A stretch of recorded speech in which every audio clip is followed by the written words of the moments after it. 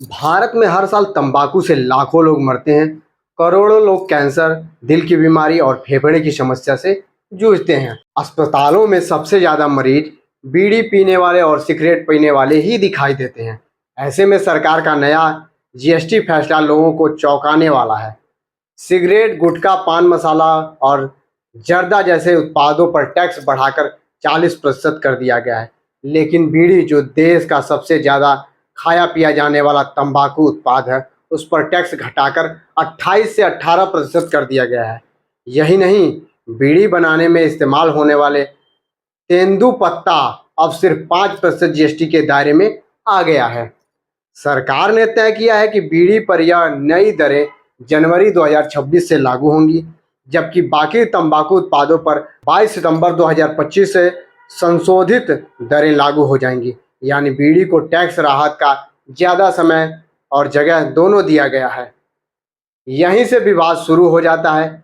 Health economist रिजोजान का कहना है कि बीड़ी भारत में सबसे ज़्यादा मौतों और बीमारियों की वजह है। जब सरकार बाकी तंबाकू उत्पादों को सीन प्रोडक्ट्स मानकर उन पर टैक्स का बोझ बढ़ा रही है, तो बीड़ी पर राहत देना नीतिगत असंतुलन है। विशेषज्ञों का तर्क है कि बीड़ी पर भी टैक्स 40% तक बढ़ाया जाना चाहिए, ताकि खपत कम हो और स्वास्थ्य पर पड़ने वाले बोझ घटें।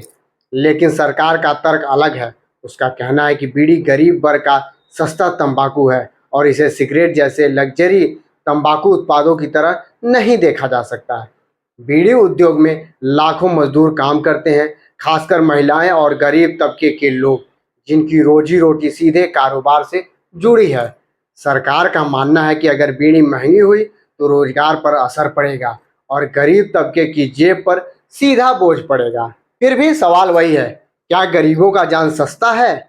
क्या बीड़ी से होने वाले कैंसर या फेफड़ों की बीमारी सिगरेट से कम खतरनाक है?